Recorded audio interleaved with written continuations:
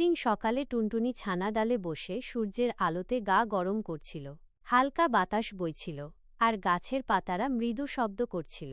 হঠাৎ এক বিশাল পেঁচা উড়ে এসে গাছের ডালে বসল। পেঁচাটা বলল, এই যে টুনটুনি, তুমি এখানে বসে বসে সময় কাটাচ্ছ, অথচ জানো না একটু দূরেই এক অপূর্ব জায়গা আছে।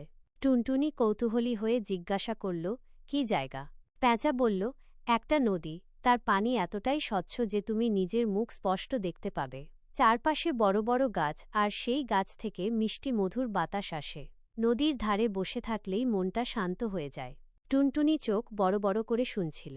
সে আগে কখনো নদী দেখেনি। চলো না, একবার দেখে আসি, বলল পেঁচা। টুনটুনি একটু ভয় পেয়ে বলল, এত দূরে যেতে ভয় করে। পেঁচা হেসে বলল, আমি তো আছি, আমি তোমার সাথেই যাব। তারা একসাথে উড়ে গেল। অনেক গাছ, পাহাড় আর খাল পেরিয়ে তারা পৌঁছাল সেই নদীর ধারে। টুনটুনি নদীর পানি দেখে অবাক হয়ে গেল। সত্যি, নিজের প্রতিচ্ছবি সে স্পষ্ট দেখতে পাচ্ছিল। বাতাসে ফুলের গন্ধ, পাখিদের গান, আর সেই শান্ত পরিবেশে টুনটুনি ভাবল এমন জায়গায় প্রতিদিন আসা উচিত। সেই দিন থেকে টুনটুনি আর পেঁচা মাঝে মাঝেই সেখানে দেখা করতে শুরু করল। নদীর ধারে তাদের এক নতুন বন্ধুত্ব গড়ে উঠল, শান্ত, সুন্দর আর স্মৃতিময়।